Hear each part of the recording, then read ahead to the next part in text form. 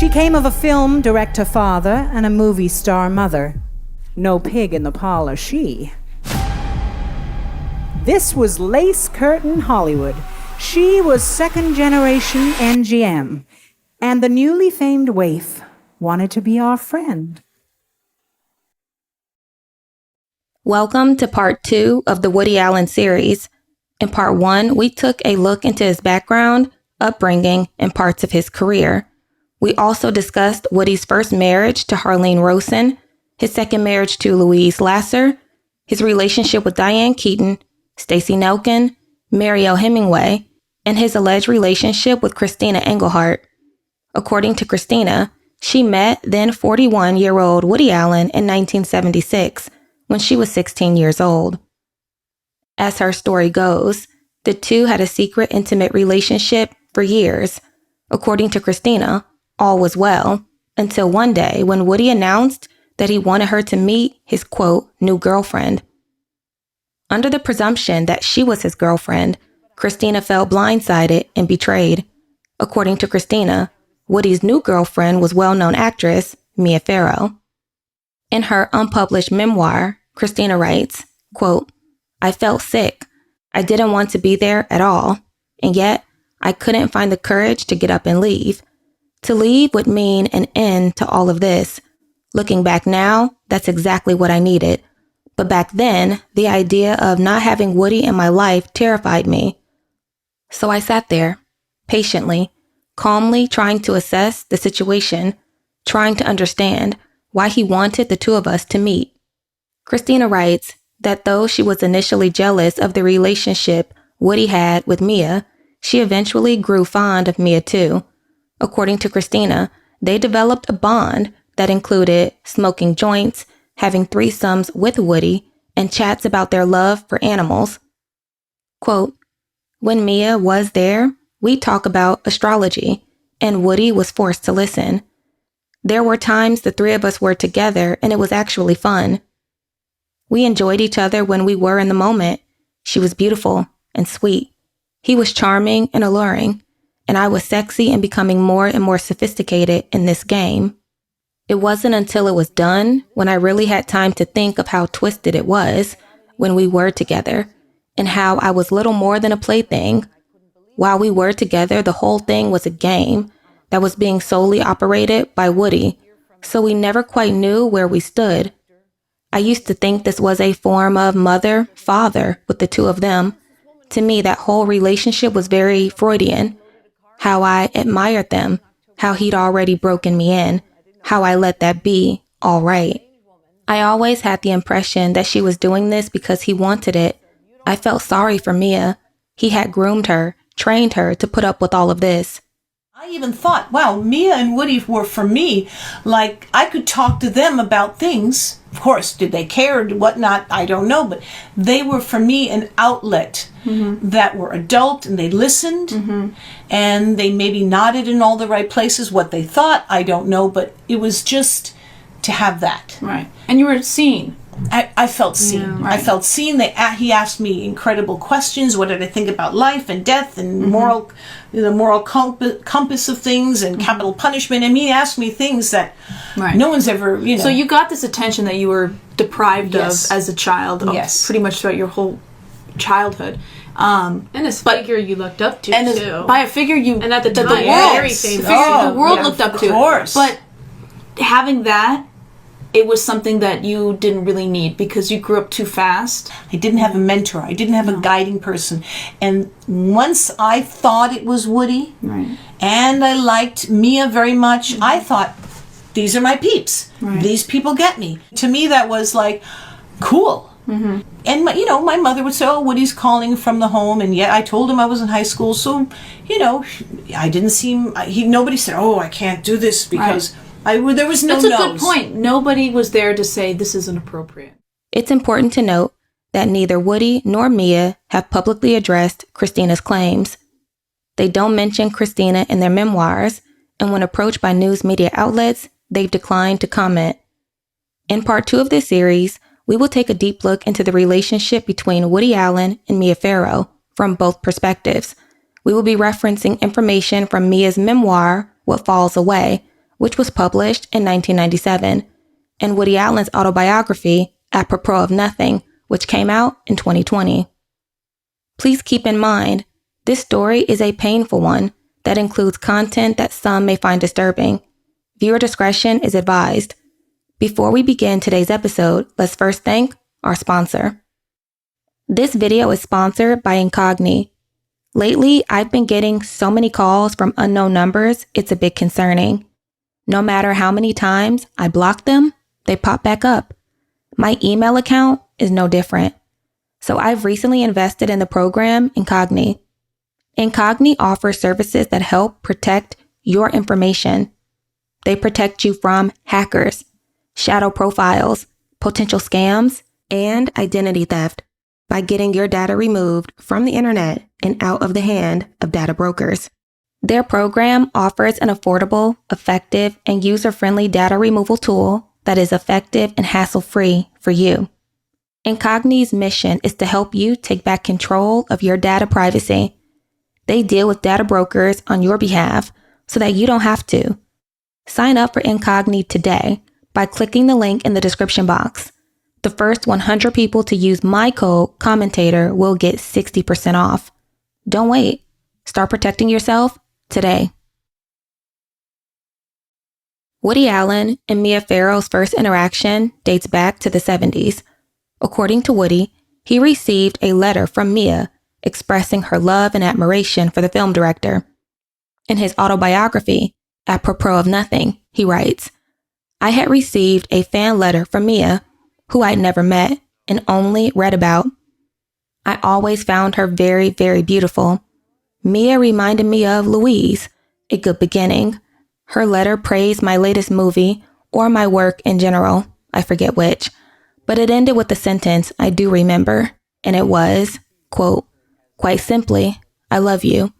It was a very nice letter to get from a famous woman, and a beautiful one. I wrote a thank you, and that concluded the matter for a few years." According to Mia, after seeing his 1979 film, Manhattan, she wrote to him to express her love for it. There was something about Woody that she was drawn to. In her memoir, What Falls Away, she writes, "I had saved a picture of him from the cover of the New York Times magazine. He was standing under an umbrella on a gray day. I tore it from the magazine and put it in my giant dictionary for safekeeping because there was something interesting and appealing in his face or expression. I thought I might want to look at it again." About a year later, they would bump into each other at a restaurant in New York called Elaine's. It was a restaurant that Woody frequented and was the restaurant where Christina Engelhardt claims she met Woody in 1976. But on this particular evening in 1979, as Mia made her way through the crowded restaurant, Woody stopped her to say that her fan letter from a year prior made his day. Michael Caine, a mutual friend, an old friend, took me out to dinner. I was in a play, a Broadway play, and he took me to Elaine's restaurant. We walked by Woody Allen's table, and Michael, who knew Woody, said, introduced us. And then like a few weeks later, I got an invitation to a party, a New Year's Eve party that he was given. Yeah. And then a couple months after that, his secretary called to ask me if I would have lunch with him. Oh. And Woody is such a mishkite. He's such an ugly prick. Oh. He really is. To get a woman the caliber of Mia Farrow. Well, it was always unthinkable to shocking me. and amazing. Yeah. When we heard that Mia and Woody were together. Yeah. It was like, what? He was kind of cute in those days. Really? Going back to 1980. But it's a weird kind of cute. It's not a cute kind of cute. Yeah, he ain't exactly cute. It's an ugly kind of cute. Yeah. Mia's got a lot of love in her heart for ugly guys. Because I'm telling you, Woody Allen is not cute. Woody is no fashion play. Right. Actually, he is. You got to read the book. He is totally consumed with clothing. Yeah. Well, he likes clothing, but Calvin Klein never called him to be in a poster. No, but anyway, so listen to this. Upon their formal introduction, Woody would subsequently invite Mia to a New Year's Eve party he was hosting at his penthouse. Mia and her sister Stephanie attended the star-studded event. While there, Mia and Woody would have a brief encounter. He writes, "Again, Mia and I exchanged pleasant hellos as she vanished into the crowd. I was at the time dating Jessica Harper, the sexy, bright, and talented girl from Stardust Memories. A few days after the party, I get a note plus a book, a gift from Mia. She thanked me for the swell time and sent me a copy of The Medusa and the Snail. I sent back a note thanking her for the book, and then made a casual suggestion that would eventually change the lives of many people. I said, if you're free one day, let's have lunch. Now, as I say, I was a bachelor, dating the female lead in my movie, who was quite terrific, and I liked her, but it was a casual thing. We were not in love or committed to each other. Jessica was adorable, but she liked snorkeling.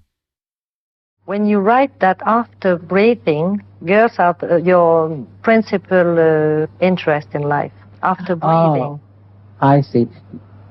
Well, I think that's probably true. I think that, that there are few subjects of extreme importance to everyone, of absolute vital importance. One is their relationship with the other sex, love, and man and woman relationships.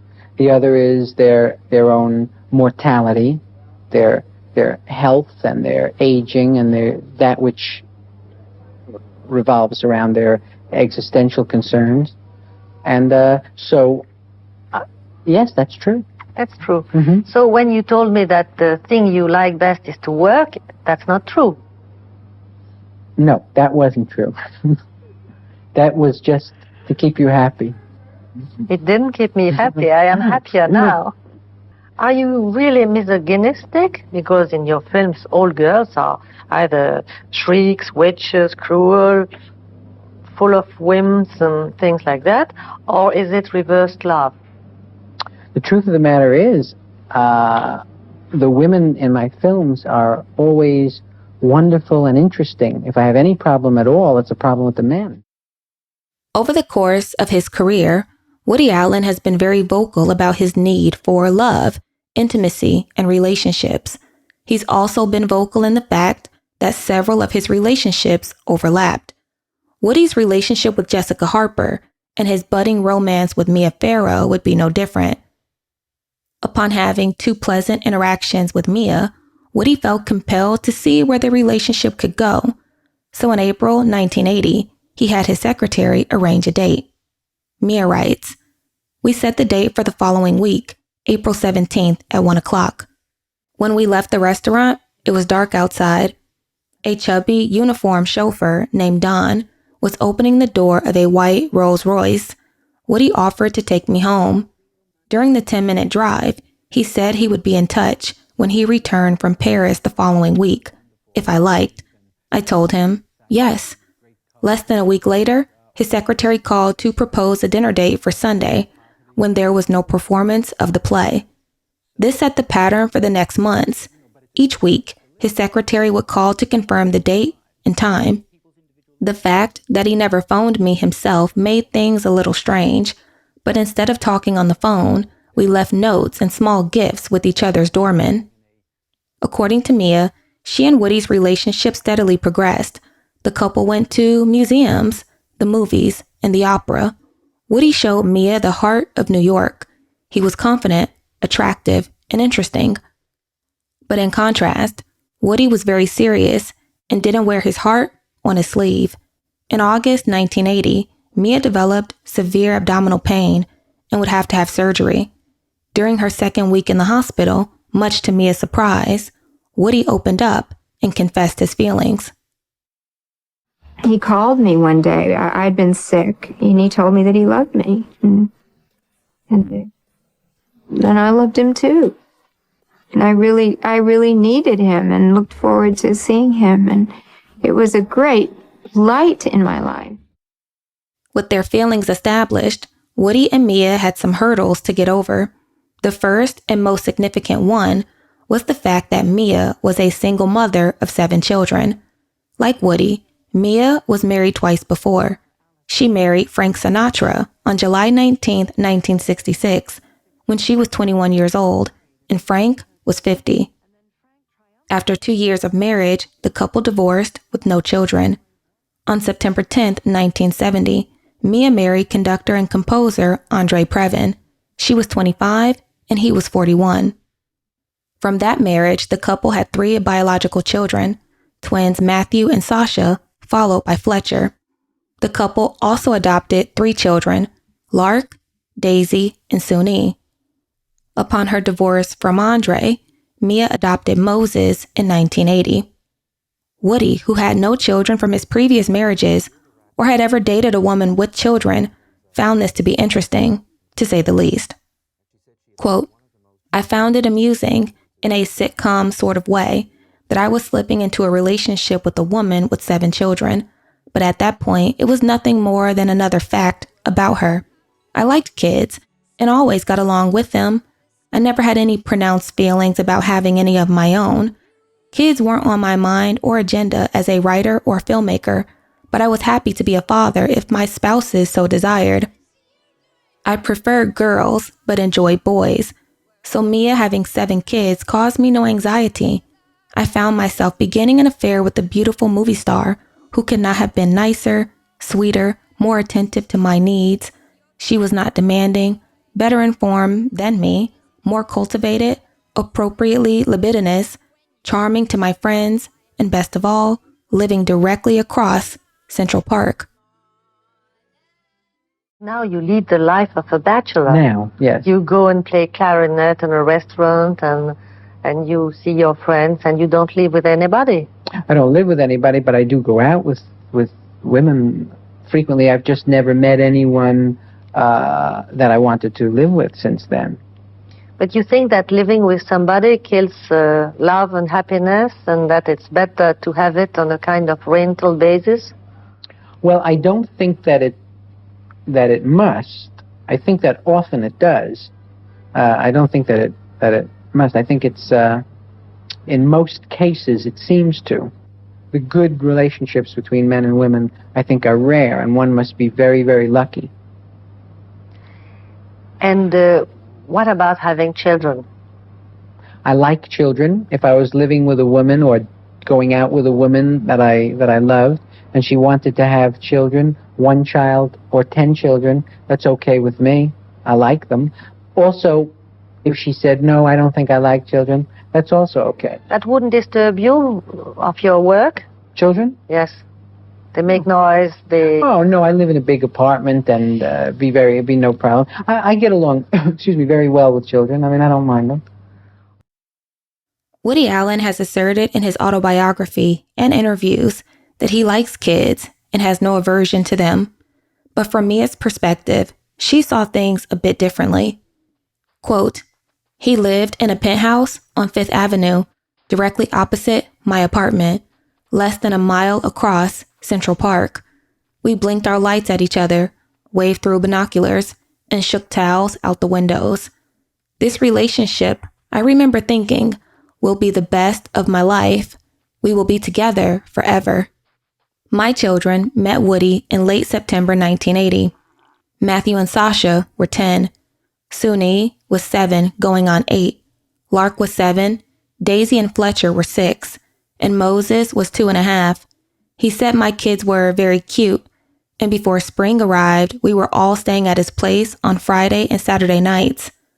Woody was never comfortable with the children, but in his way, he tried. Uh-huh. How old are you now? 5. How does it feel? Good. Anything you want to say? Yes. Okay. Dad, I love you. I love you. I think Woody Allen had a difficult time communicating with us children on a human level almost.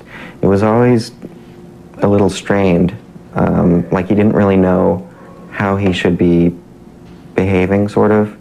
One day, Mia asked Woody to take care of Fletcher and Daisy while she went to the dentist. When I came back, Woody was throwing his hats and gloves and scarves into the fire. And I said, what's going on? And the children, of course, were thrilled. And he said, well, we ran out of stuff to do. I think he just didn't have any idea. Despite feeling like Woody was a bit naive when it came to the care of children, Mia decided to move forward with him anyway. With their blossoming relationship underway, Mia's career began to soar upon Woody casting her in several of his films. As stated before in part 1, it was quite common for Woody to cast actors in his films with whom he had a personal relationship, and Mia would be no different. Though Mia had success in her career prior to meeting Woody, Woody would catapult it. Quote, "In the past," he said, "actresses who have worked with me tended to come off very well. I agreed, but my thoughts flew in all directions. I wanted to work with him. I had been hoping to work with him. It was what every actor in the world would wish for, and I was no exception. I should be thrilled. Except now that he had asked, it felt strange to be offered the role because I was the girlfriend. And what if I didn't measure up? What would happen then? I couldn't imagine what it would be like doing scenes with him, and with him as the director, boss, and boyfriend. Life was complicated enough. Wait a minute. He's wonderful, and he loves me. Only the other day he complimented me on my male logic and said ours is the best relationship he's ever had. It's a miracle. Don't screw it up. From here it seems possible that we could love each other forever. Anyway, I'm qualified to work with him. I have prizes." You know, Mia and I eat at an Italian restaurant in town frequently, and there's a woman who owns it. And Mia said to me, I'd always wanted to play someone who looked like that. And this woman, you know, has got that blonde hair, and she's always got dark glasses on, even if it's 2 a.m, and smokes a cigarette, and she looks great. And so I thought, what could I write for Mia where she could play something like that? And then the story began to come to me, and I started to do it, and that's the evolution of that. You got a fantastic performance out of Mia Farrow. Oh, she was great in it. It was just a revelation, actually. She was great, yeah. She was great. great. Could To be me too. broad and brassy and all that. To me too. She lost her nerve, of course, when we started to shoot, and said, no, I don't know how I got into this, you know, I don't think I can do it. But she was wonderful from the first day. You know, as soon as she gave up her apprehensions and so, but she had the dark glasses and the hair to hide behind in a way too. Right. Of course, you know, it's not easy for an actress to work behind dark glasses for a whole movie because, you know, you don't realize until you try it how much they're doing with their eyes, and that's suddenly out of bounds for them. From 1982 to 1992, Mia would star in 11 Woody Allen films. There was no question that she was a gifted actress, and they were a fantastic duo. But despite the success of their projects, Mia writes that working with and for Woody was quite challenging, not just for her, but for other actors too. Quote, "Woody, now my director, was a stranger to me. His icy sternness pushed my apprehension toward raw fear. I wasn't the only one who was having difficulty. Woody's comments to actors could sting.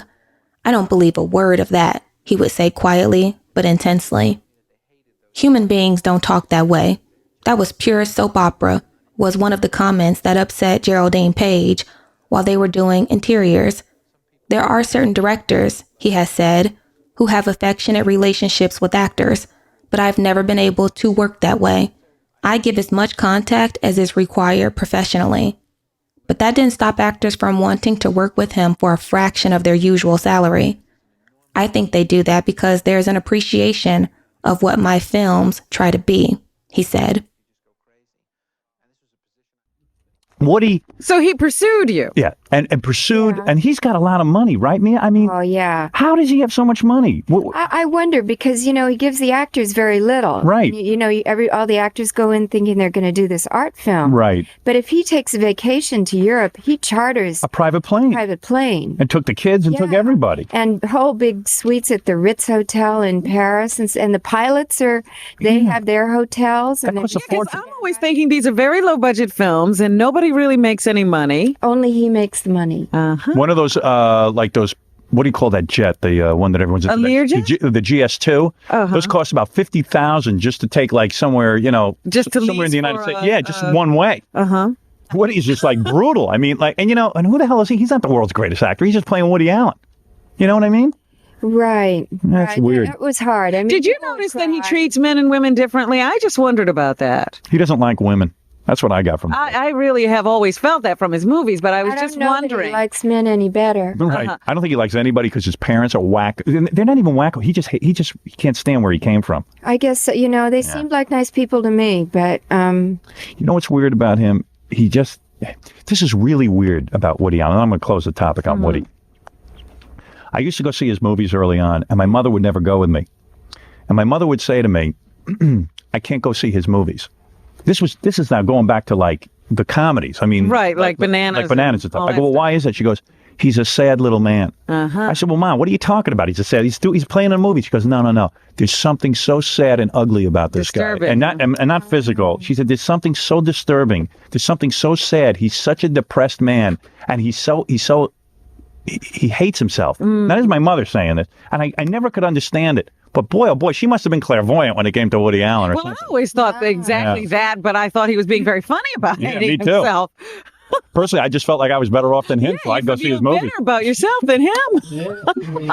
No, I think that's true, and I think that he's not shy. It's contempt, self-contempt, and then contempt for everybody else. When Mia began working with Woody, she began to see a different side of him, which raised some concerns. But she wasn't the only one with concerns in the relationship. According to Woody, he had several. In his book, he details the many red flags from his perspective. Quote, shortly after we began dating, Mia announced she had purchased a country house in Connecticut. I sensed our totally divergent taste on how and where to live and spend time could eventually loom as a problem. A second red flag came up a surprisingly short while after we began dating, several weeks to be exact. Mia turned to me as we were seeing a movie and said, I want to have your baby. I was taken aback. I recalled changing the subject to lawnmowers. Not very long after that, and again, I'm talking weeks here, she suddenly suggested we get married. I told her that beside the fact we had only been dating a very short while, I saw marriage as an unnecessary ritual. I had been married twice, as had she, and I learned over the years, if a relationship works, it works. But a binding piece of paper doesn't help to reinforce one's love, nor rectify a situation that has soured. We were never married. We never even lived together. I never once, in the 13 years we dated, ever slept at her apartment in New York. What kept us together was a very convenient and pleasant arrangement.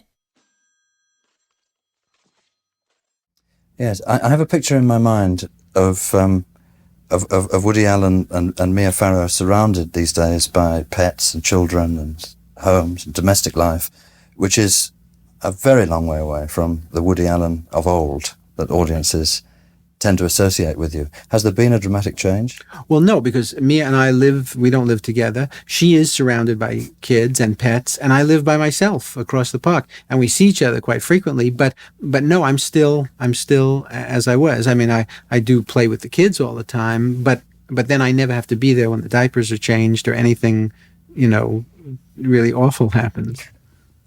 Yes, and do you still hold your same views of the countryside that your characters always held? Because I know Mia Farrow has a place in Connecticut. Yes, and it's always a sore point between us. She loves it, and I can never bear to go to the country. I mean, I'm a strictly urban person still, and I have all the same old prejudices and the crickets make you nervous and all that. The crickets make me nervous, definitely. Yeah, so there's no thought you wouldn't retire to a rustic Not American to the country. place. I wouldn't. No. Woody and Mia's personalities and lifestyles were quite different. And in addition to these concerns, Woody discovered more red flags within their relationship. According to Woody, the contrast in their backgrounds, upbringing, and family dynamics was extremely concerning. Quote, our backgrounds were solidly different. I had grown up in a lower middle class Jewish family. My parents, cousins, aunts, and uncles all had their quirks and conflicts, but they were within reasonable parameters. No violence, divorce, no self-termination, no drugs or alcohol. Mia's family was rife with extremely ominous behavior that swelled in the years I knew her. Drinking and major drug problems with siblings, criminal records, self-termination, institution for mental problems. Eventually, a brother convicted of child SA was sent to prison. Every single Farrow cursed with flaws, except, it seemed, for Mia. I was amazed how she could grow up tiptoeing through that minefield of craziness and come out charming, productive, likable, and unscathed. But she hadn't been unscathed, and I should have been more alert. In my defense, as we didn't live together, I had little knowledge of what really went on in her home. I knew nothing of the way she treated the children, the adopted ones, in contrast to her biological ones. As Moses and Suni have described, she took great care to hide it from me as she did the world. Another concern of Woody's was Mia's relationship with her son, Fletcher. From Woody's perspective, the two had an extreme attachment to one another, which he found problematic. In Mia's 1997 memoir, she writes that, out of all the children, Fletcher was the one child that worshipped Woody and desired a close relationship with him. According to Mia, Woody wanted nothing to do with Fletcher. She writes that Woody was very dismissive of him, ignored him, and made zero attempts to bond with him. In response to Mia's claims, Woody writes in his book that he couldn't bond with Fletcher because of the unnatural closeness Fletcher had with Mia. Quote, "She was not someone I was planning to marry or ever live with, so my take on this mother-son attachment was that it was her own affair, but it was clearly bizarre. I'd pull up in the car to pick her up for a date. She'd come strolling out of her apartment house, get into the Lincoln, and instantly grab the car phone to call Fletcher. Okay, the kid has trouble separating. No one has more empathy with separation anxiety than me. But as weeks pass, she begins bringing him along now on our dates. He was the uniquely favored child." According to Mia, Woody's assertions that Fletcher was favored is false. She claims there was no favorite child. She loved all of them.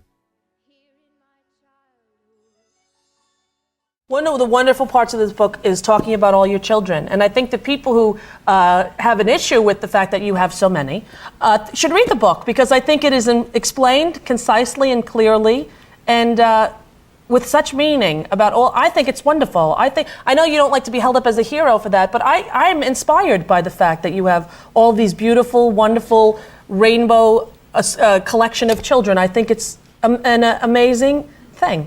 I really do. Thank you. It's a real blessing for me. I don't know why people would have an issue with that. Why would they? I think it's because I'm an actor. Really? Don't you think? I mean, if it was a regular person doing it? Well, it's true. Whenever they have, like, on 60 Minutes of those shows, you know, people who adopt many children, everyone applauds them. I think you're right, maybe, because you're an actress. Because nobody in our business has done this. Right. That I know of. That's the only reason I can think of. I mean, why shouldn't I spend my life doing this? I've only done one film a year, and that's, you know, from either 3 to 9 weeks of my time, and even then I bring the little kids. Right. So that's what I do with my day. I don't know why it's incomprehensible to some people. And I haven't met all of your children, but the ones I've met are so Aren't they great? full of life and fun and well-adjusted. It's really a beautiful thing. I think you're great. According to Woody, he found Mia's love for children endearing. He admired that about her.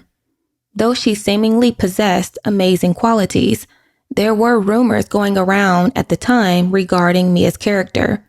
Rumors that implied she wasn't as sweet as she seemed. There was talk about Mia and her former husband, Andre Previn's relationship. According to the chatter, Mia began dating Andre when he was still a married man. Not long into their relationship, Mia became pregnant with twins, which prompted Andre to file for divorce from his wife, Dory. When Woody heard these rumors, it raised additional concerns.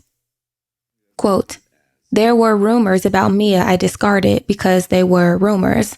One was that she had behaved very badly with Dory Previn when Dory was married to Andre Previn.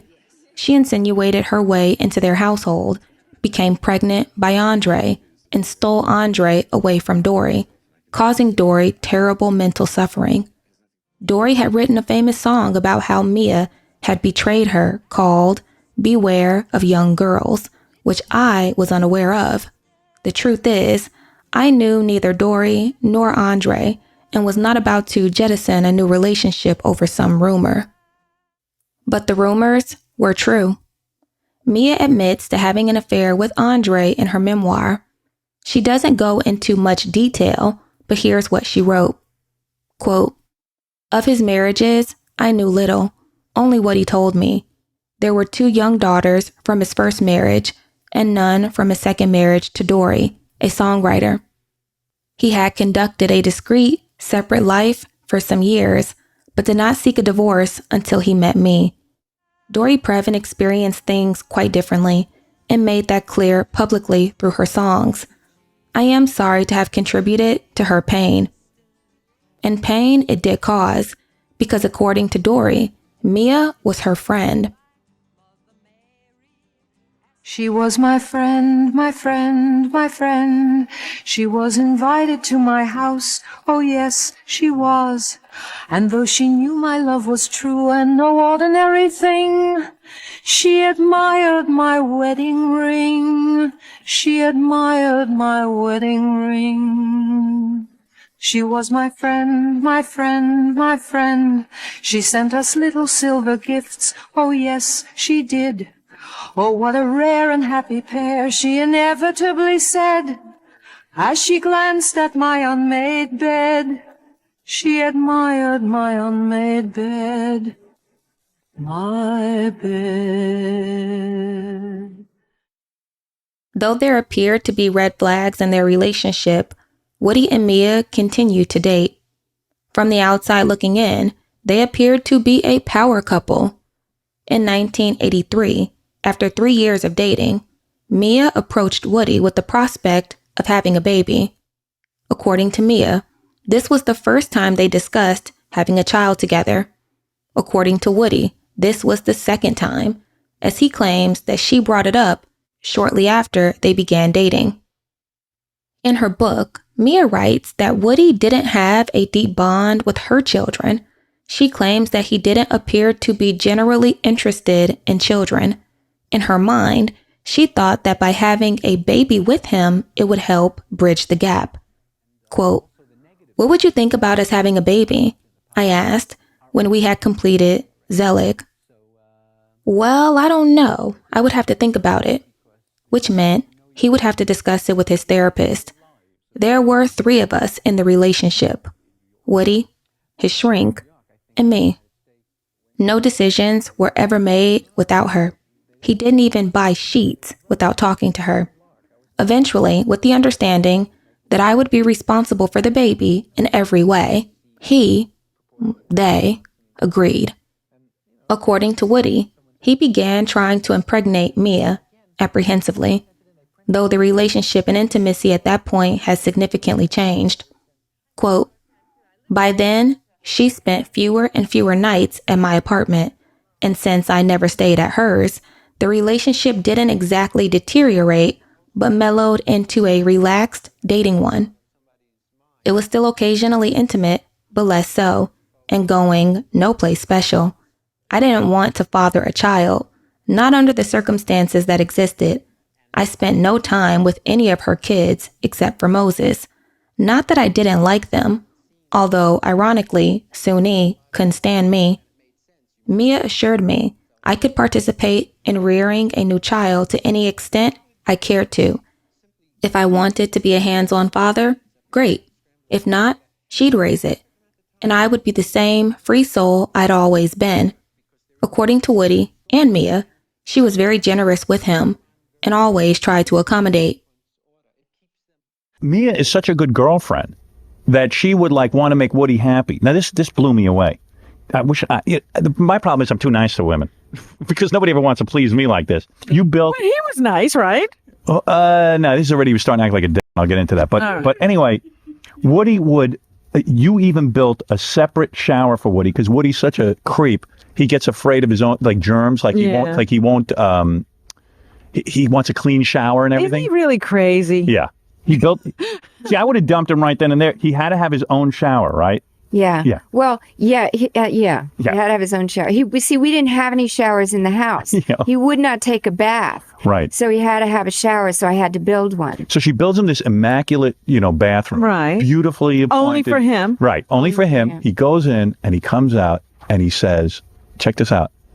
The bathroom is no good. The shower drain is in the middle of the shower. That's it. That's all he said. No explanation, nothing. And it's like nasty. Like, how dare you build me a shower and put the drain in the middle? I should have known. Yeah. Like he's got some. Figure it out, and he wouldn't tell me. He's got some weird quirk. Yeah. Yeah, and that was when he had his own shower mat that he brought in. He brought his own shower mat. And his own special shower shoes that he wears in the shower. Woody Allen has special shower shoes. I can understand if you go to a public gym and you want to wear shower shoes. You wear those things then. In his own shower, he wears shower shoes and he brings his own mat to his girlfriend's Let me house. ask you something. Now, in the beginning, was he this quirky?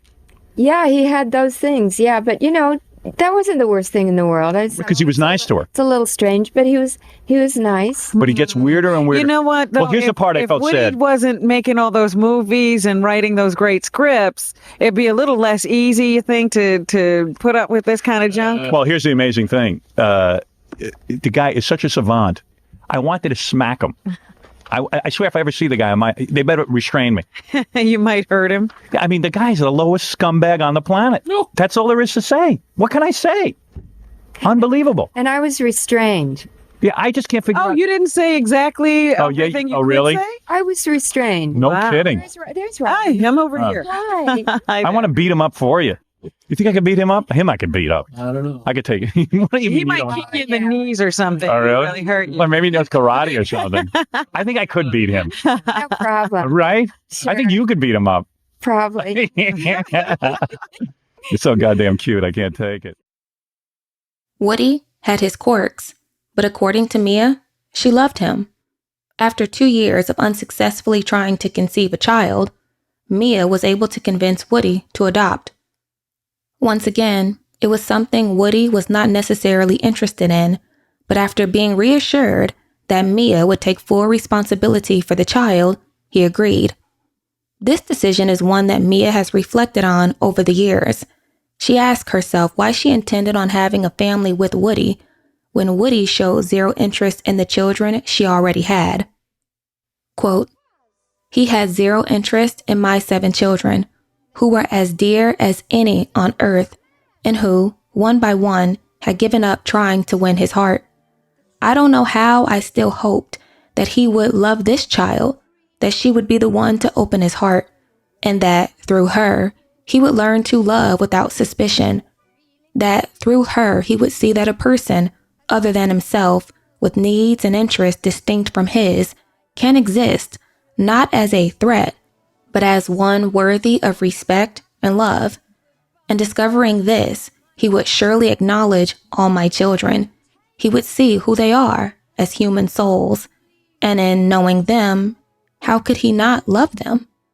And then he would know all they mean to me. And finally, he would understand who I am, and knowing my heart, he would feel safe and love me back with certainty. In loving this child, he would place her needs before his own. He would begin to hope on her behalf. And in doing that, he would have access to a pure, deeper connection to life. And we would all be there together, a family. That is what I hoped. To me, it's kind of thing too. You see, when I'm reading about your past, your dad was a really weird guy. He was sneaking women into the house, right? And he had a separate entrance. Wasn't that all the whole thing going on? I started to read that part. I'm not all through that yet. But he was a weird guy. So maybe your whole image of men is weird or something. You know what I mean? I hope not. I don't know. Well, it often happens that way if you have, because your father is your identification and you're learning about love and all of that stuff from your parents' relationship. Yeah. So subconsciously you might think, well, you're supposed to ignore all this. Right. I think when you're a kid, or at least when I was a kid, I was just so grateful that somebody would love me, that I just loved them in return for the fact that they loved me. And you ignored, what they might be doing or who they might be. I was assumed they loved me just like I loved them, and that basically they were like me. Yeah. You know what's the worst thing you wrote about Woody Allen? What? Okay, here's what I think. Because I after reading the book, I started to tap into this. I said, wow, I felt sad for you, and I also felt I admired you. I said, there is nobody on this planet more giving. I mean, I've got kids. I got 3 kids, right? Yeah. I can't spend 10 minutes. And these are your kids. Yeah, these are my own flesh and blood kids. I can't, I lose patience. And I identified a little bit with Woody in that respect, that it's hard to, be around children, but I don't like avoid kids. You know what I mean? So the thing is that when I see someone like you, who not only has her own children, biological children, but takes these kids and goes to Vietnam, takes in blind children. I'm telling you, I got unbelievable admiration for you. There's no way I should sit in judgment of you. There is no way I could sit in judgment of you. I mean, you are so goddamn giving. I saw her on the movie set. She sat there with these kids. She took these kids who had no life. I mean, they were going to have no life. They were going to be dead. Sun Yi was going to be dead. I mean, she would have ended up a street hooker or something in Vietnam or something like that, right? Yeah, they were going to put her in a to make shoes, sandal factory at 14. Oh, then she would have been working for Kathy Lee or something. Yeah, right. Well, that's not so bad. She would have worked with Kathy Lee and Frank Gifford.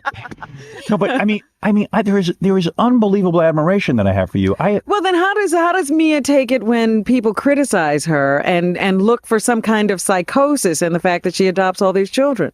Well, because they can't even fathom it. It's like you can't fathom Mother Teresa. You're like Mother Teresa. Oh, no. No, you can't. Yes, you are. You can't. She listen, while she's working for Woody Allen on the set all day, acting, she's still adopting kids. And taking in kids, I don't mean adopting some nice little white baby. I'm talking about she's going out and going to Vietnam, taking blind children and raising them, saving them. How did you get into that? Because we'll never get into that, right, Robin? Yeah, I want to know, how you something like that happens. You can avoid it. Yeah. You're an amazing woman. Well, the first child I adopted was from in the Vietnam War, and then I got very in tune with the orphanages over there and became aware of all the kids that would never find homes, especially the handicapped ones or the older ones. Amazing. And I just started trying to do things for the orphanages, raise money, send supplies, stuff during the war. And I had I had twins and then one beautiful daughter. And it seemed Andre and I wanted a larger family. You got to read the book because all of a sudden you can't even keep track. I've talked to 3 people now who read the book. Yeah. It was me, Gary, Kathy read the book too. We can't even figure out how many kids Mia has after reading the book. Because every couple of weeks, there's like a new child. kid. Yes. Despite Woody's apprehension to adopt, Mia brought home a newborn baby girl whom they named Dylan in the summer of 1985. Dylan was carefully selected by Mia. According to Mia, Woody requested that the baby be a girl and that she have blonde hair. Woody denies ever having made such a request. He admits that he prefers girls to boys, but claims that was never a deal breaker when Mia adopted Dylan. When Dylan was brought home, Woody found himself in awe of the baby, and to his surprise was quite attached to her. Quote, I quickly found this little baby girl adorable and found myself more and more holding her, playing with her, and completely falling in love with her, delighted to be her father. I found myself bolting out of cabs stuck in traffic so I could race to Mia's house to get there before Mia put Dylan to bed. As she grew, I took her to preschool and picked her up, as the school was closer to where I lived than Mia. It was a new, pleasurable dimension in my life.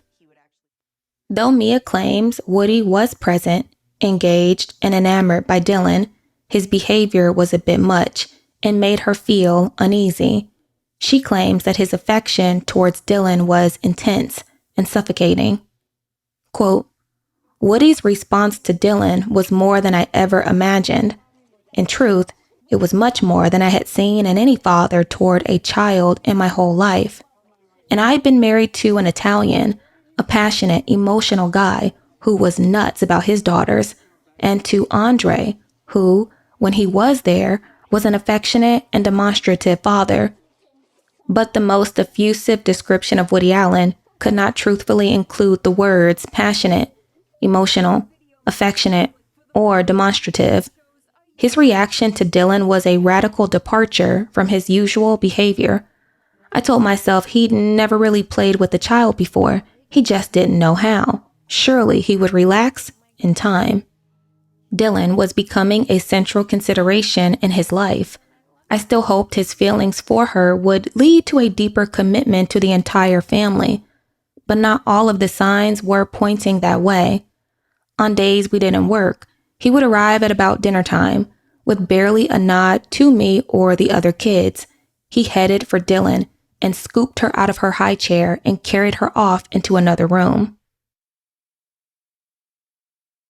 So he's quirky, but the quirks also bring out this great. Yeah, but he's also. But you see me. I thought you would have left him as soon as all that stuff was going down with your daughter. That's what blew me away. And you even say in your book, I can't even explain what the hell it was. And nor can I forgive myself. Right. I don't blame you. I mean, it's weird. That's the weird thing. It was like Woody Allen is so weird. He'd walk in. Here you have this whole family around you. Mia, your girlfriend. You got this whole family. In would walk Woody Allen. He'd walk straight to his 3-year-old daughter, stand there behind her, pay attention to no one else, and then request to go into a small room with her alone and just be with her alone. He'd want to be alone with her. And I would read this and I'd go, oh my God. It's an amazing story because like, throw him the hell out of the house. To Mia, Woody's behavior towards Dylan was strange and intense, but they were about to add another baby to the mix. A year after adopting Dylan, Mia found out she was pregnant. On December 19th, 1987, Woody and Mia welcomed a baby boy. They named him Satchel. In later years, Satchel would change his name to Ronan. There's been much talk about who Ronan's biological father is, as many believe that Woody Allen is not the father. But we'll get into that part of the story in a different episode. According to Mia, when she and Woody brought Ronan home from the hospital, the other children doted on him. They were excited and thrilled to have another baby in the family. Everyone was delighted. Everyone except Suni, Mia's daughter. Quote, when I told her I was pregnant, she burst into angry, uncomprehending tears. She didn't like Woody. She said he was nasty and ugly, and the baby would be ugly like him. I held her and tried to reassure her. Suni has an interesting story. When adopting, Mia typically sought out infants or toddlers. In Suni's case, she was 6 or 7 when Mia and Andre Previn adopted her. According to Mia, Suni was reserved and uncomfortable around others. The Previns' final adoption happened when an agency sent Mia a snapshot of an abandoned Korean girl running wild in the streets. Her age was figured at about 6. They named her Suni. A small child with a shaved head and sores all over her face. And that was my daughter. I completely bonded to this little child. She wrote to me about Suni just after they had come home. And it's an eloquent letter. It's not very long, but it is very descriptive about this child, this precious little child. She was a beautiful little thing. According to Mia, it would take years for Suni to trust her. It took years for them to form a bond. But according to Mia, with much love, dedication, and persistence, their bond was formed. In later years, however, Suni would come forward and disclose disturbing information about Mia. According to Suni, there was a much darker side to Mia than what she presented to the world. But we'll discuss those allegations in an upcoming episode. Though Mia's relationship with her children appeared unbreakable, the same couldn't be said regarding her relationship with Woody. After the birth of Ronan, things went from bad to worse, and they each have different accounts of what transpired. Mia claims that Woody isolated Dylan from her, who was a toddler at the time. She claims he would come into the room where Mia was nursing Ronan and take Dylan from her. Mia alleges that Woody refused to sign the birth certificate and was indifferent to Ronan because he was a boy, not a girl. Mia writes in her book that Woody rarely came to see her after the birth. He hardly glanced at the baby, never held or touched him. Mia also alleges that Woody was furious upon her desire to nurse Ronan. Woody's version is a bit different. From his perspective, Mia was pushing him out. He claims that he didn't sign the birth certificate because she never gave it to him to sign. He also asserts that Mia was so abnormally attached to Ronan and spent all her time nursing him. In Woody's eyes, he was of no use now that she had what she wanted. According to Mia, on top of their troubled relationship, Woody's behavior with Dylan worsened. Dylan, who was 5 years old at the time, went from being an outgoing child to a very reserved, withdrawn shell of her former self. Quote, his behavior with Dylan was getting worse. Obsessed was the word most frequently used by my family and friends. He whispered her awake. He caressed her and entwined his body around her as she watched television, as she played on the floor, as she ate, as she slept. He brought her into his bed when he was wearing only his underpants. Twice, I made him take his thumb out of her mouth. But more even than any of these specifics, there was a wooing quality to his approaches, a neediness, an aggressive intensity that was relentless and overpowering. Now, at the sound of the doorbell and the slam of the front door, Dylan fled from the kitchen to closets, bathrooms, under beds, and desks. Hide me, she would scream. It was not a game. Most of the time, Dylan was a bright, chatty little girl, brimming with opinions and observations. But in his presence, she withdrew. Her talk became sketchy and hard to follow, and instead of answering his questions, she looked around the room. When he became more insistent, she hummed, talked like a baby, barked like a dog, sang, did anything to deflect his attention. When she wouldn't say goodnight, when she wouldn't even look at him, he pinned her shoulders to the bed and demanded a response, while her head thrashed back and forth.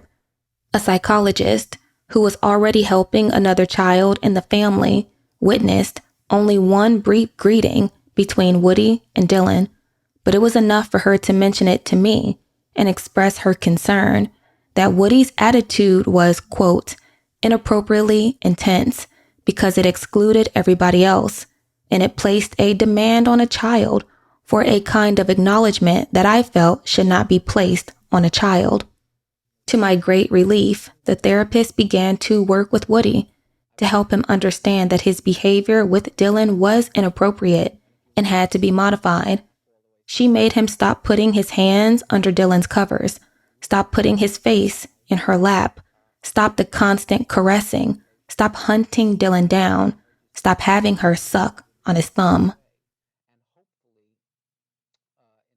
Your mind says, no, this can't be what I think what it has to be, right? Right, he just loves this girl, right. Yeah, he just loves his daughter. And then you got the therapist on it. He's got therapists, and we got a therapist for this situation. Yeah. And the therapist says, well, it's this and it's that, and it's overly intense and it's inappropriate, but it's not sexual. But so you believe them. Oh my God. And as far as I was concerned, it was a marriage. Let me ask you about that. But let me ask you about that. Mm-hmm. Can a therapist come forward and warn you? Isn't that, no, they can.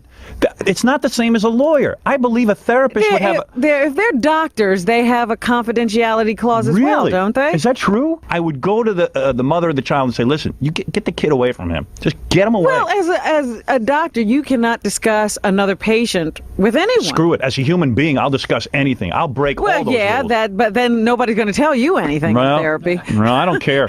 I wouldn't care. If I knew a little kid was getting diddled by dad, you know what I mean? I would just get him. I wouldn't care. My contention has always been that people like Woody Allen have a very difficult time getting any help because their therapists become enamored of them. Yeah, and they don't want to do anything that would hurt them or drive them away because they like the association. Yeah, in all fairness to the therapist you mentioned, I don't even know that he knew. I mean, you don't know. No, that was a later therapist. I mean, he changed therapists after the SUNY thing. There had been another therapist for 20 years before that. He was seeing two therapists concurrently. every day of the week. And why does he see all these therapists since he's not getting any better? Well, that's the point. That's the point you say in the book too. I mean, you kind of wonder what the hell's going on. Yeah, but then you have to think, well, maybe he would have been an axe murderer. Yeah, you say that's true too. That's true. Maybe they have been helping. Yeah, maybe. Is he on medication? Mia's concern for Woody's behavior toward Dylan was steadily increasing, but she would have another situation to deal with. In addition to Mia noticing a change in her youngest daughter, she also noticed a shift in her eldest daughter, Suni. The once socially reserved and shy girl had now become an outgoing, confident young lady. Quote, in 1990, I noticed Woody in conversations with Daisy, and even Suni seemed to be warming toward him. Without complaint, he even attended Suni's Sweet 16 party, and that year he began stopping by her desk as she did her homework in the evenings, before we went out to dinner. Well, now, whenever he came over, Suni would appear in the room. When he sat in the library watching baseball, basketball, and football, Suni sat quietly beside him. Suni's braces were off, and she was a lovely 17-year-old beginning her junior year at Marymount, an all-girl Catholic school on Fifth Avenue. Her friends were already dating, but Suni showed little interest in that. She never had a single date or even a phone call from a boy. She was a diligent worker in school, and I was proud of her accomplishments. For years, Woody had 4 season tickets to the Knicks basketball games, so I was delighted when that year he asked if he could bring Suni to a game. It was around then that Suni developed another new interest. She began talking about modeling and auditioning for acting parts, but she had wanted to be a psychologist. Suni was still in high school, with college ahead. I didn't want her trying to model. I asked Woody to please not encourage her, but his casting director was already sending her to auditions.